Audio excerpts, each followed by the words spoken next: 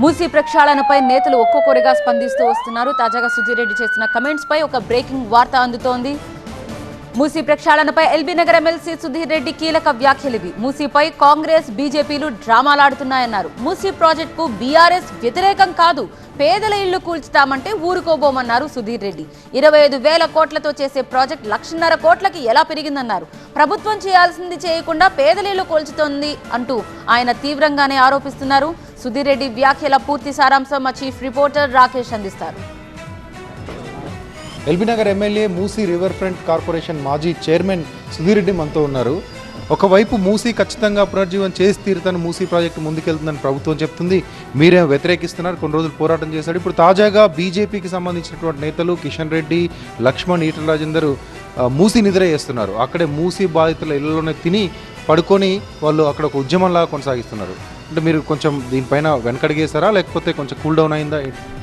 మేము అసలు cool down కాదు, లేకపోతే దానికి మేము వ్యతిరేకం కాదు. ఫస్ట్ నుంచి కూడా మేము 2-3 పాయింట్ల మీద మూసీ నది మీద దాన్ని తీవ్రంగా వ్యతిరేకిస్తున్న మాట వాస్తవం. ఒకటి, 25,000 కోట్ల లోపల మ్యాక్సిమం అయిపోయేదని 1,50,000 కోట్లు ఎందుకు అంటున్నారు అనేది దాని మీద మేము బాగా వ్యతిరేకిస్తున్నాం. రెండవది అంటే మూసీ 3-4 అంచెలు ఉంటుంది. మొదటి అంచె ఫస్ట్ నీటిని దాన్ని అంతా అందులోకి వచ్చే మురుగునీరు అంటే డ్రైనేజ్ వాటర్ అంతా శుద్ధి చేయాలి, శుద్ధి చేసి నీరంతా కిందకి పంపాలి.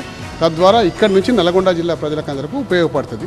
ఆ కార్యక్రమం కేసీఆర్ గారు, మా మాజీ ముఖ్యమంత్రి కేటీఆర్ గారి నాయకత్వంలో ఎప్పుడో మొదలైపోయింది. 32 STPలు 4,000 కోట్ల రూపాయలు ఖర్చు పెట్టినాం. ఈ 3 చేసినాక దాని తర్వాత నిర్వాసితుల దగ్గరికి వస్తుంది. ఈ నిర్వాసితుల దగ్గరికి లాస్ట్ పాయింట్. కానీ మేము 3 చేసి నిర్వాసితుల దగ్గరికి వద్దామని మేము అనుకుంటుంటే వీళ్ళు డైరెక్ట్ నిర్వాసితుల దగ్గర పోయి మీరు ఖాళీ చేస్తారా లేదా RBX అని కొట్టేసేసి మీరు రేపొద్దున డబుల్ బెడ్రూమ్ తీసుకుంటారా లేదా అని వీళ్ళు డైరెక్ట్ 4వ స్టేజ్ నుంచి మొదలుపెట్టారు. అది తప్పు. దాన్ని నేను తీవ్రంగా వ్యతిరేకిస్తున్నాం. నిర్వాసితుల తరఫున పోరాడతామన్నారు, కోర్టులో కొన్ని కేసులు వేశారు, వాళ్ళ దగ్గర ఉంటామన్నారు.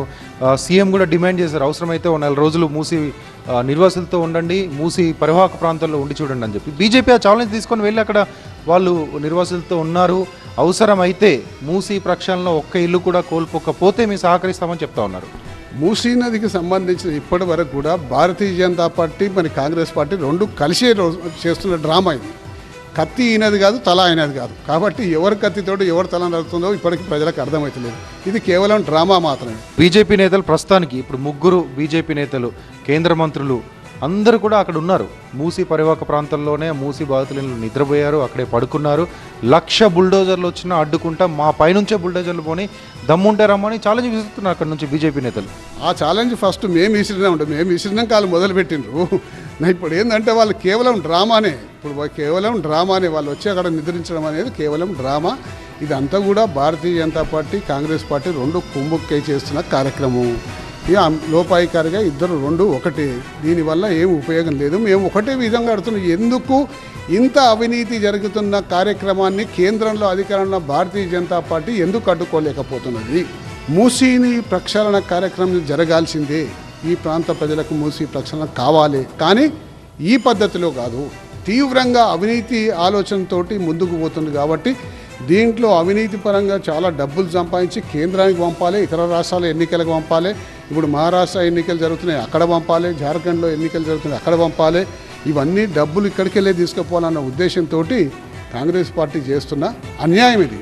1,50,000 కోట్లు ప్రభుత్వం ప్రజల సొమ్మును ఖర్చు పెడుతుందని మీరు అంటున్నారు. ప్రభుత్వం ఏమో ఫ్రీగా చేయడానికి కార్పొరేట్ కంపెనీలో లేకపోతే ప్రైవేట్ పబ్లిక్ పార్ట్నర్షిప్లో చేయడానికి చాలామంది వస్తున్నారు. దాంట్లో ఇబ్బంది ఏముందని ప్రభుత్వం చెప్తుంది. ఎవరు మాత్రం ఫ్రీగా చేస్తారండి? ఎవడొచ్చి ఫ్రీగా చేస్తూ ఉన్నాడు? ఎవరు చేసినా కానీ నేను ఈ ₹1 ఖర్చు పెట్టకుండా నా పైసలు పెట్టి చేస్తా, కానీ ప్రభుత్వం నాకు ఎన్ని లక్షల కోట్లు ఇస్తుంది, తిరిగి ఎన్ని ఆస్తులు ఇస్తుంది అనేది ఉంటుంది. అది కూడా చెప్పాలిగా. ఫ్రీగా చేపించేవాడు ఒట్టుకు ఎందుకు వచ్చి చేస్తాడు? వాడికి ఎన్ని భూములు ఇస్తున్నావు, ఎక్కడెక్కడ భూములు ఇస్తున్నావు, ఏమి ప్రభుత్వ ఆస్తులు ఇస్తున్నావు అని చెప్తే ప్రజలకు అర్థమవుతుంది. కానీ ఫ్రీగా ఎవడు చేయడు, వచ్చి అప్పనంగా వచ్చి చేసేవాడు భారతదేశంలో ఎవడు లేడు. అసలు ప్రామిస్ చేసిన ప్రాజెక్టులు, ప్రామిస్ చేసినటువంటి పథకాలు ఎందుకు అప్లై చేయట్లేదు అనేది బీఆర్ఎస్ తరపున అడుగుతున్నటువంటి ప్రశ్న. దాంతోపాటు మూసీలో 15% కంప్లీట్ చేస్తామన్న ప్రాజెక్ట్ని 1,50,000 కోట్లకు తీసుకెళ్లి భారీ అవినీతికి పాల్పడుతున్నారు. బీజేపీ ఎందుకు చూసి చూడనట్టుంటుంది, బీజేపీ ఎందుకు దాన్ని ఎంక్వైరీ చేయట్లేదు అంటూ కూడా సుధీర్ రెడ్డి ప్రశ్నిస్తున్నారు. OT studio.